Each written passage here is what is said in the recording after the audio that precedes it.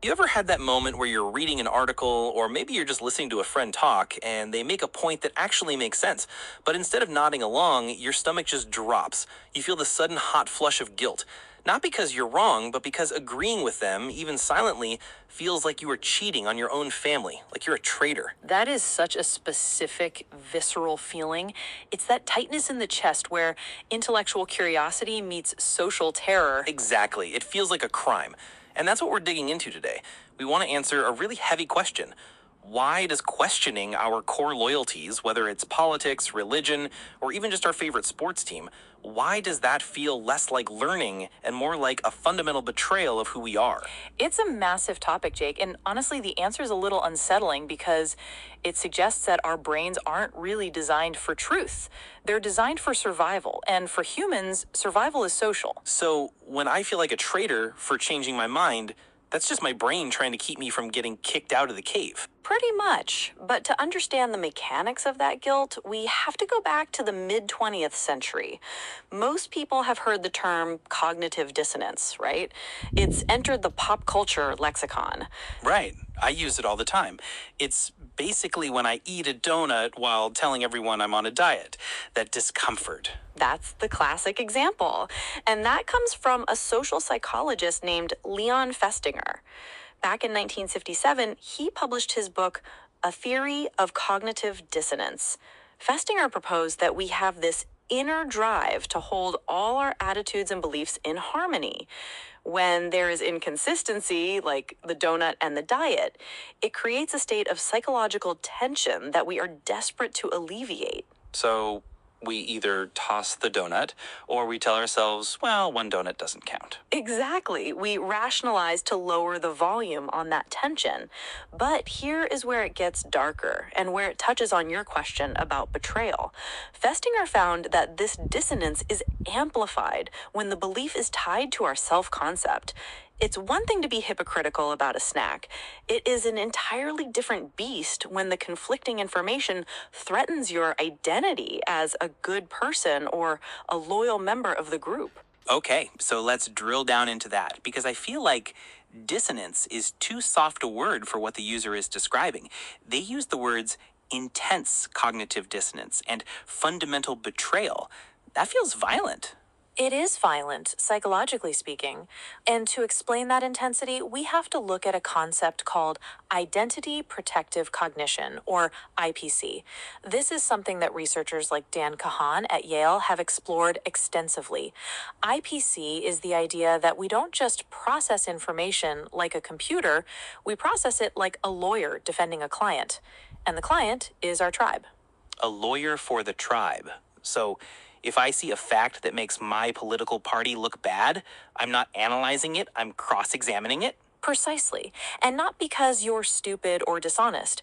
Kahan's research actually shows that people with higher scientific literacy and reasoning skills are often better at this. They're better at twisting the facts to fit their group's narrative. Wait, really? Smart people are better at lying to themselves? They are better at rationalizing because the goal of IPC isn't accuracy. The goal is status protection. If you are part of a tight-knit community, say a religious group or a fierce political movement, the cost of being wrong about a fact is negligible. If you're wrong about climate change or tax policy, your daily life doesn't change much. But the cost of being an outcast Is catastrophic. If you accept a fact that your group rejects, you risk losing your friends, your reputation, and your social safety net. So your brain, subconsciously, decides that truth is too expensive. It protects your identity by rejecting the evidence. That's why questioning feels like a betrayal. You aren't just changing your mind, you are threatening your own social survival. That makes me think of that old evolutionary idea. If you're alone on the savannah, you're dead. You need the tribe. So is this anxiety just a prehistoric alarm bell? It is, but we can actually see it in the brain today. There's a fascinating area of research called betrayal aversion. Now, usually this is studied in economics, how much we hate being ripped off by other people.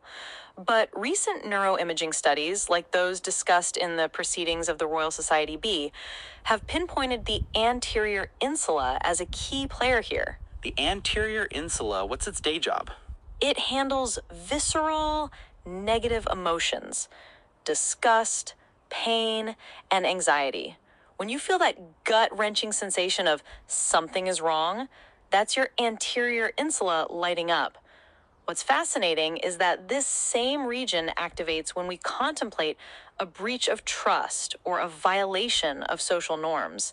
So, when you start questioning your group, you are essentially triggering the same neural circuitry that processes disgust and pain. So when I say it feels like a gut punch to realize my heroes might be wrong, that's literal biological feedback. It is literal biological feedback.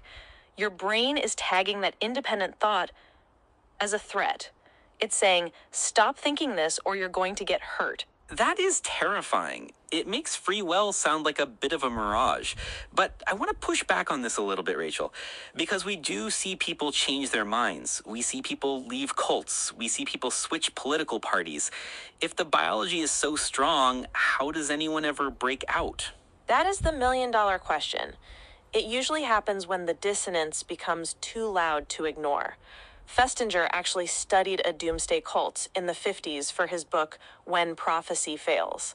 The cult believed the world would end on a specific date. When the date came and went, the world didn't end. Right, the ultimate reality check. You'd think they would all just go home and say, ooks. You would think. But instead, the most committed members became more fervent. They claimed their faith had saved the world. They proselytized harder. Why? Because the pain of admitting they had wasted their lives was greater than the pain of looking foolish to the outside world. However, and this is to your point, the people who are on the fringes of the group, the ones who hadn't sold their houses or cut off their families, they left. So it's about investment. The more you've paid into the loyalty, the harder it is to cash out. Exactly. It's the sunk cost fallacy weaponized against your own intellect. If you've built your entire persona around being a devout X or a radical Y, then questioning that isn't just an intellectual exercise, it's an ego death. You have to mourn the person you were. This connects to something I read recently about tribalism. We use that word a lot in politics now, but listening to you, it sounds like tribalism isn't just about hating the other side. It's about loving your side so much that you're willing to lobotomize yourself to stay in it. That's a harsh way to put it, but yes.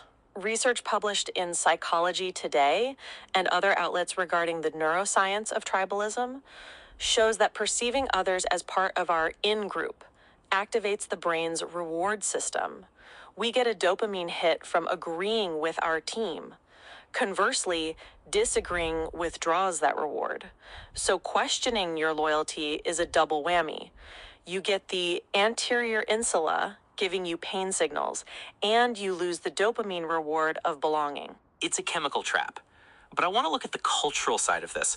We've talked about the brain, but the prompt mentions social pressure. It feels like modern culture has weaponized this biological glitch. Social media, for instance, feels like a machine designed to enforce this purity cycle. Absolutely. Social media removes the nuance that allows us to manage dissonance quietly. In the past, if you had a doubt about your political party, you might whisper it to a close friend at a bar. The stakes were low. Today, if you tweet a question, you are broadcasting your potential betrayal to the entire tribe instantly. The enforcement mechanism is immediate and global. And the punishment is instant excommunication. Right. This creates what some sociologists call echo chambers, but I prefer the term epistemic closure. It's where a group seals itself off from any outside validation. In that environment, the social pressure to conform becomes the only reality. If you question the narrative, you aren't just wrong, you are morally suspect. You're one of them. I felt that. You ask a question like, hey, does this data actually support our point? And people look at you like you just kicked a puppy. It's not a debate about data, it's a test of faith. It is a purity test. And this is where we get into the really tricky territory of betrayal aversion again.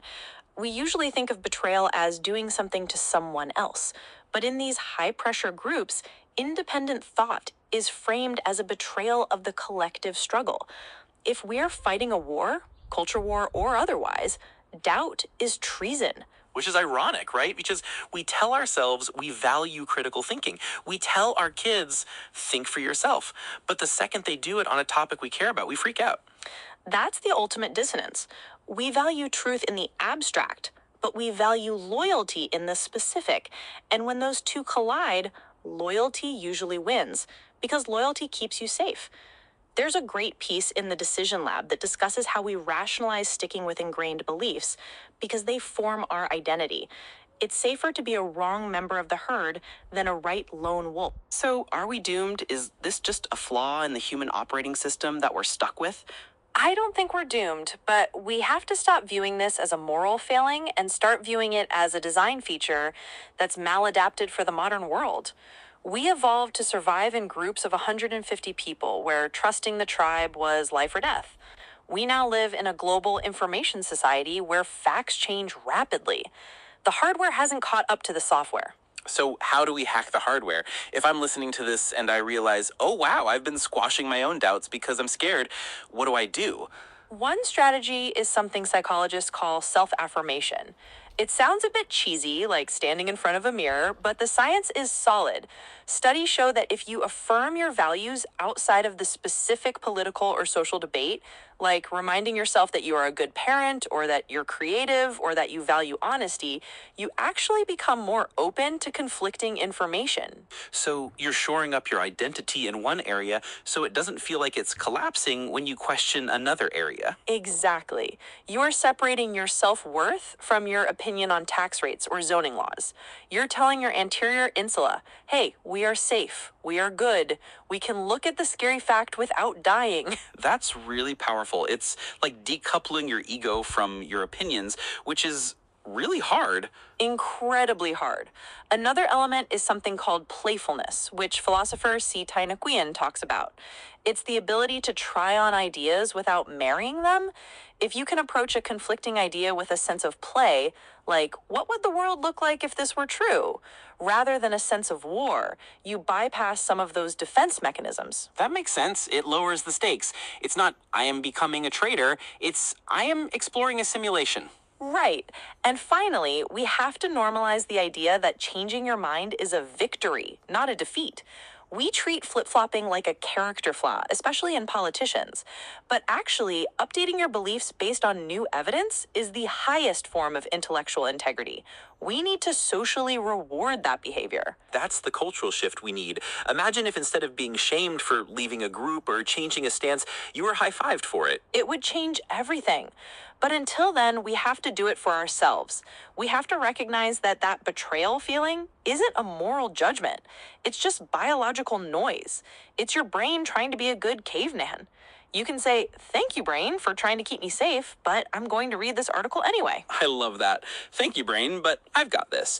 It's about taking back the steering wheel from that primitive autopilot. Precisely. And realizing that the true betrayal isn't questioning your group. The true betrayal is betraying your own capacity for reason and growth just to stay comfortable. That is a perfect place to land. It's about loyalty to the truth versus loyalty to the tribe. And sometimes you have to choose the truth, even if it hurts. Even if it hurts, because eventually the dissonance always catches up with you. Rachel, this has been an absolute eye-opener. I'm going to be paying a lot more attention to my stomach the next time I get into an argument. Trust the gut, but verify with the brain. There it is. Thanks for diving deep with us today. And for everyone listening, if you found this conversation helpful, send it to that one friend who you know loves a good deep dive into the human psyche.